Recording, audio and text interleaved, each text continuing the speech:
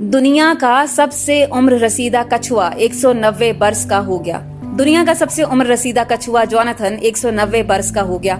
गैर मुल्की media report के मुताबिक दुनिया का सबसे मुअम्मर कछुआ जोनाथन 1832 में पैदा हुआ, जो कि 39 अमरीकी सदूर 2 आलमी जंगों का दौर देख चुका है, जबकि इसकी दूसरी सदी मुकम्मल होने में 10 साल बाकी हैं।